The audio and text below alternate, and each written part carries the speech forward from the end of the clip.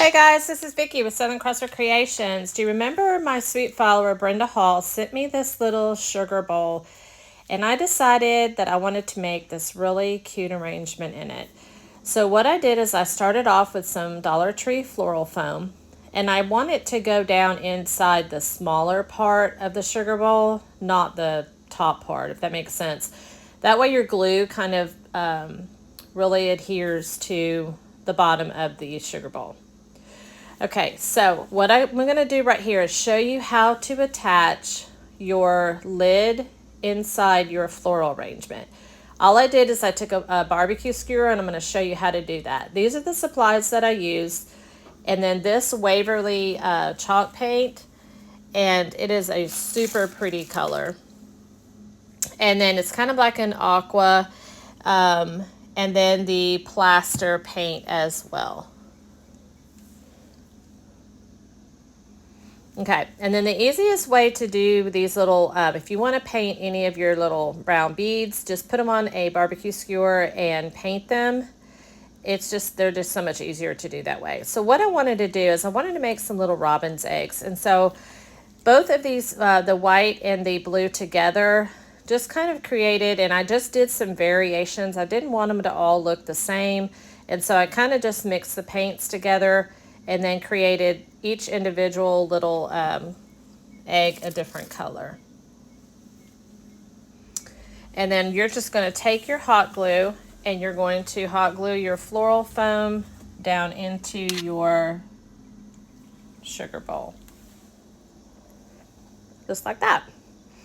Okay, then the next step that I wanted to do is I want to go ahead and get my lid started. So you just take some hot glue, and down in the very top of that little hole right there, you're just going to drop some hot glue down in there. Take your barbecue skewer and then just poke it down in there, and then just set it aside so that way it will set up to dry. Super easy. Okay, then I took some of this green moss, and we're going to make a bird's nest. I don't know about you, but it just seems like every spring, it doesn't matter what I put on my front porch, I always get little birds that want to make a nest in something. So I felt like this was very appropriate with this flower arrangement, and just, make a little bird's nest down in there. Now, I also needed to make room for my florals, and these are the ones that I got at that estate sale that I told you guys about. Remember, always look at Goodwill, estate sales, yard sales. You may absolutely hate the way they're arranged, but the flowers are really good quality.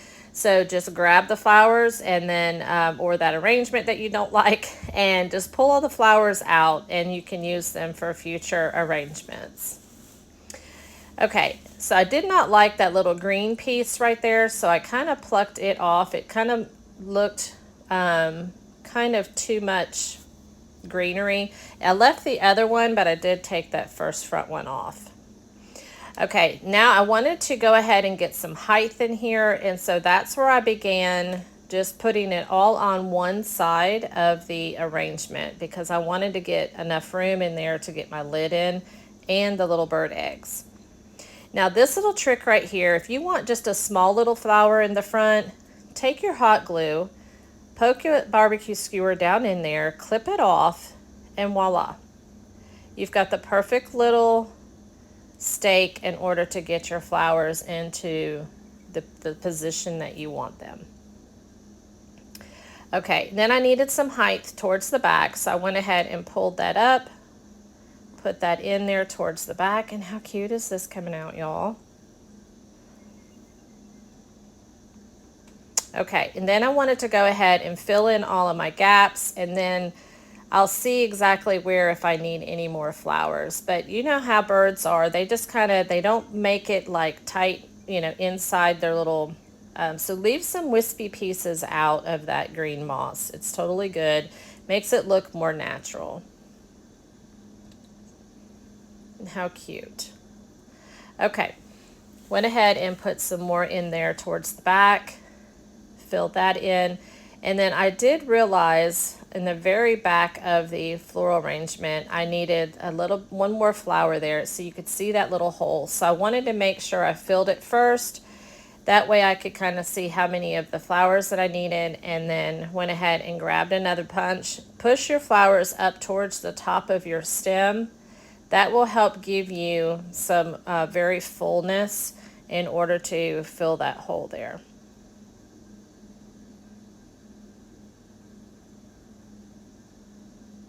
And how cute is that?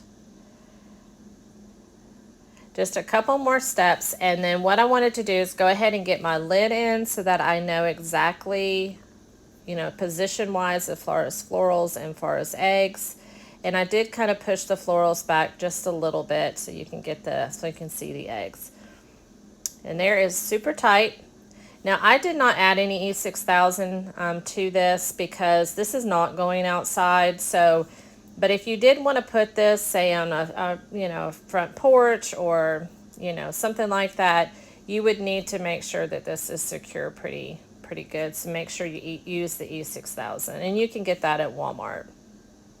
Okay, so now our little beads are ready to go into its little nest.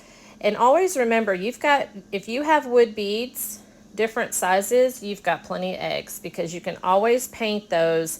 Just make sure that the holes of the beads are facing towards the nest, basically. And then you can you'll see me here towards the end, I kind of lift up the moss a little bit just to kind of cover, because as a good mama, these little birds, they make sure that they're warm and nice and toasty in there. So how cute is that? Okay, I always say it's in the details, so there's one little step left to do. And so what I did is I grabbed me a paper towel roll, and I just wanted to show you a different tag. Now, you may not like this type of tag, but what I like to do is I like to make them a little bit more unique, and this is a little bit fancier. So I wanted to kind of use some fabric to go along with this. But you're going to start off with your regular paper towel roll. And again, you're just going to square it off. And I decided this was a little too big, so I went ahead and cut it back again a couple times just to kind of get it the way that I wanted it to go. All right, then you're going to take some fabric, and this is just that muslin that I had. This is just a scrap piece. I never throw anything away as far as crafting supplies, because you never know what you're going to need. Went ahead and traced out my tag. Now we're going to cut this down smaller than our tag, but I started off that way so I can kind of get the size of the tag onto my fabric, and then I'll go from there as far as starting to trim it down, because obviously I don't want it the same size as my tag, because then you won't see the actual tag underneath. So I just keep trimming it just a little bit till I want it the size. And then I wanted to kind of pull it and just kind of frail the edges a little bit. And this is pretty easy fabric to do that, this muslin. But the only thing is sometimes you'll get your little frays are longer on some sides than the other. Simple fix, just go through and just trim those up with scissors. Then you're going to take some Mod Podge and you're going to put it on the back of your fabric, and then that will adhere your fabric to your tag. Now, one step I did skip, and I should not have, and you'll see it here, and I'll point it out. Make sure your tag dries. I did not take the time to dry it, and I should have dried my tag. I knew better, but I didn't. I was just trying to get my video in, and so I did not let it dry. So when I went to use my stamps on it, I had a hard time. The ink since the Mod Podge was wet, it was having a hard time getting the ink to actually go onto the fabric, and you'll see that right here. So I had to kind of keep going over and over the H there. No big deal. As far as tags with me, I just love the tags just to kind of give you some extra character to your project. So, if they're a little darker, a little lighter, shows the stamp, whatever, that doesn't bother me. But I did go ahead before I crumbled it all up to take the time to dry it. So it still came out super cute. I'm going to do one other little step right here, but I wanted to show you this so that way all your tags don't have to be the same. So take some of this Waverly Antique Wax, and then I added some water to it to thin it out. And then I'm going to place it over my muslin. So so it's not so bright, and if you want something that looks super, vintage kind of look, this is a great technique for that. So you can always do doilies this way. You can do this fabric like this and just brush it over onto your fabric, and it just kind of gets your fabric a little less cream and more of kind of a really vintage, almost like a stained look. So then I just crumbled it all up. And then I want to show you one last step here. Do you remember those white placemats that I got at Hobby Lobby, and we've done numerous crafts with them? I want to make sure you guys see this placemat again, because they have them in Hobby Lobby, or at least they do ours, but they're going to be gone once the spring collection is out. You won't be able to find these. So make sure, we've done snowmen with these. We've done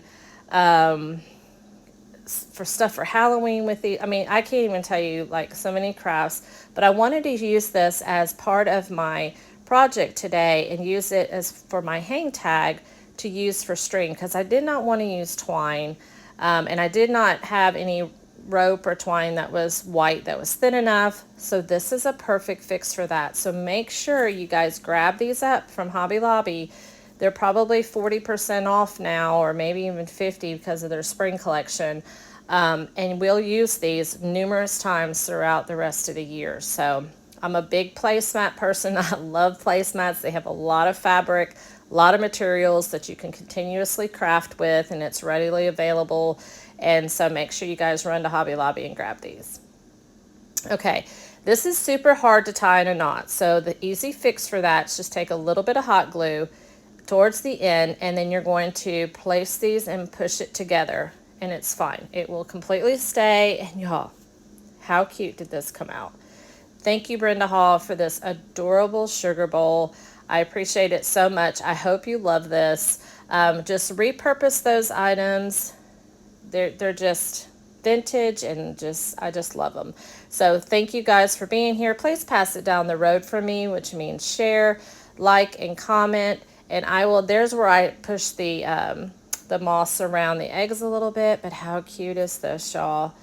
So look at these little things differently. I got this one from Brenda, but you can grab these up at Goodwill, at antique stores, all kinds of things. But y'all, how scrumptious is this? Those little robin eggs in there, and just, they're home. So thank you guys so much. You can visit southerncrossroadcreations.com for more videos. You can also visit me on YouTube. All of the videos on YouTube are categorized, so if you're looking for something specific, you can put in spring or whatever. But thank you guys so much.